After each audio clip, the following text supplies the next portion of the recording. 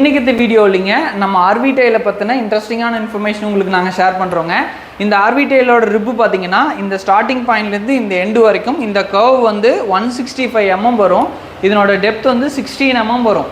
நம்ம ஒரு 30 இயர்ஸுக்கு முன்னாடியெல்லாம் நம்ம கையோடு நிறையா வீடுகளில் யூஸ் பண்ணியிருப்போம். அந்த கையோடு என்ன லுக்கு கொடுக்குமோ அதே லுக்கு கொடுக்கணுங்கிறதுக்காக டெவலப் பண்ணின டிசைனுங்க.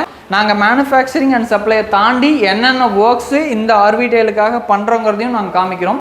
நீங்கள் கொடுக்குற ஒவ்வொரு ஆர்டரையும் எங்களோட டெக்னிக்கல் பர்சன் செக் பண்ணுவாங்களுங்க. வாரத்தில் ஒரு டைம் நானும் செக் பண்ணுவேன். சீட்டு ப்ராப்பரான அலைன்மெண்ட்டில் இருக்குதா, சீட்டோட ஸ்டெப்ஸ் எல்லாம் கரெக்டாக இருக்குதுங்களா, சீட்டு வந்து ஒன்னோட ஒன்று பர்ஃபெக்டாக உட்காந்துருக்குதான்னு பார்ப்போம். இது எல்லாமே கரெக்டாக இருக்குதான்னு பார்த்துட்டு அதுக்கப்புறம் தான் நாங்கள் மெட்டீரியலே லோட் பண்ணுவோமுங்க.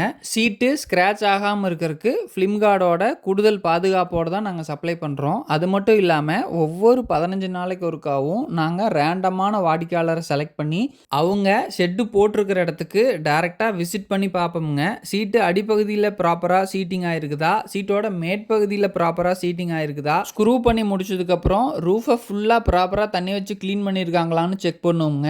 எக்காரணத்தை கொண்டும் நம்மளோட ரித்விக் ரூஃபிங்கில் வாங்குற ட்ரெடிஷ்னல் டைல் ஆகட்டும், ஆர்வி டைல் ஆகட்டும், அலைன்மெண்ட் இஷ்யூ கண்டிப்பாக வராதுங்க. குவாலிட்டியும் 100% கேல்வால்யூம் சீட்டை மட்டும்தான் நாங்கள் மேனுஃபேக்சரிங் பண்ணி சப்ளை பண்ணுவோம். இந்த வீடியோ பார்த்ததுக்கு நன்றிங்க. Thank you so much.